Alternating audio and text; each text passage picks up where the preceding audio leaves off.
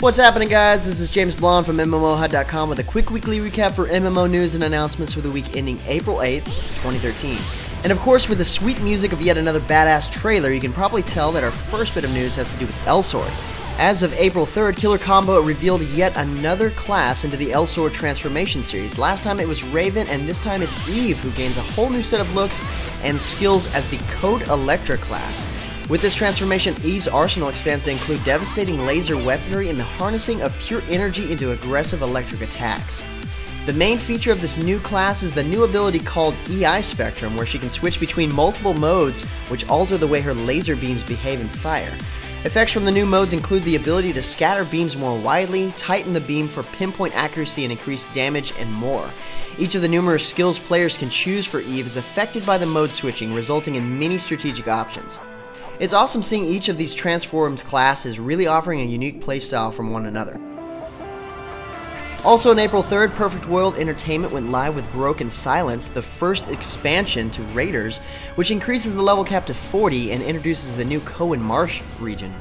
In addition to the new epic bosses mutated from the new area's toxins, providing them with elemental powers, Cohen Marsh yields new and undiscovered gear from fallen warriors and enemies. The expansion also includes a wave system that has players protect cities from waves of enemies, as well as the improved party matchmaking system, making it easier for players with similar combat experience to hunt together. Not to mention the new battle arena for players looking for PvP that rewards them with unique and rare costumes. Bad news for all the fans of the post-apocalyptic MMO Grimlands. Gamago announced on April 3rd that the development of the game will be discontinued due to the fact that the game will still need a pretty good chunk of additional funds to come even close to completion. So I had a chance to see the game in early stages last year, and it kind of reminded me of a Fallout MMO. The idea and the theme of the game was great, but I wasn't really fond of the mechanics behind the gameplay.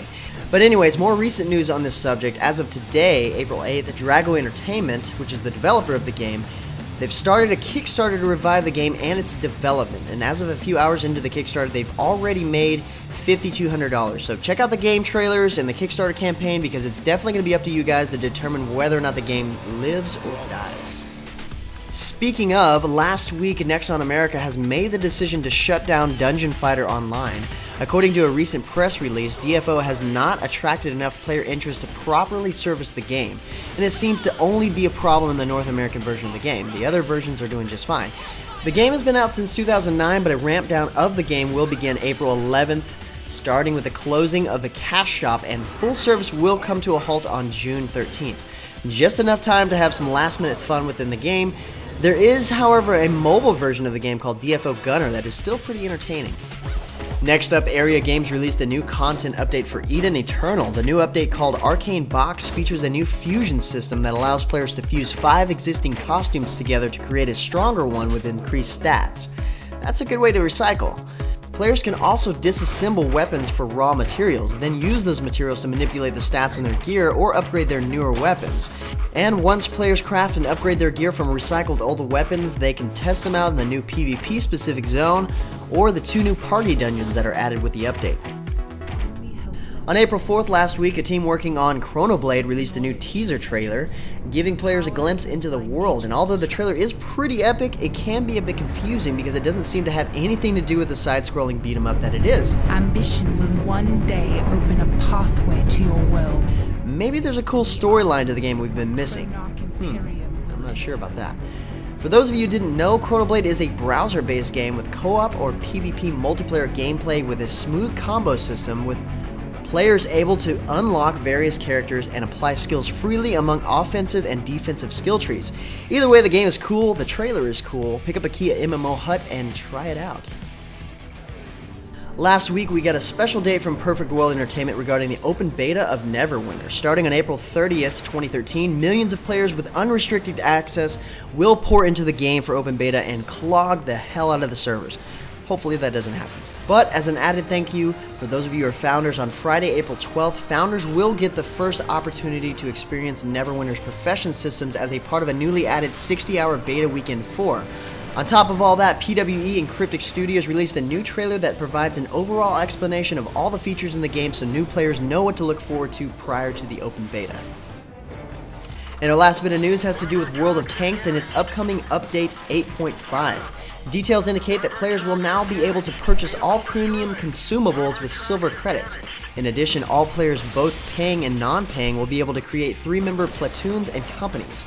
The German tech tree will see a new line of iconic medium tanks, and the Soviet tree will get 3 new light tanks, not to mention the American tree will receive the Sexton, a new premium SPG known for its surprisingly fast firing speed and quick reload times. The game will also be updated with a new map called Pearl River, and once again 3 existing maps will get revamped and visually overhauled. Well guys, that's about it for MMO news. As far as other announcements for upcoming games, on April 5th, news hit that Arcane Saga, formerly known as Prius Online, is headed towards a closed beta test on May 7th. And as of right now, players can head over to their website, which I'll put in the link in the description below, to register in order to try to get into the closed beta. And finally, with the impending launch of Age of Wushu this week on the 10th, Snail Game invites potential players to pre-create their character. After registering, players will be able to download the game, but only have access to creating their character. I guess that's a good way to really explore the character creation options and learn about the various schools you can pick from, especially for the players who haven't experienced the beta. Either way, both servers will launch in a few days on the 10th, like I said, with the unlimited playing time for all players. Anyways guys, that's going to be it for MMO news and announcements for the week ending April 8th, 2013. Like always, if you're looking for more information about the news and the recap, head over to MMOHut.com/news, and feel free to discuss the news in the comments below, or head over to MMOHut.com/forums. Until next time guys, that's going to be it for me. I'm James Blonde. See you out there, gamers.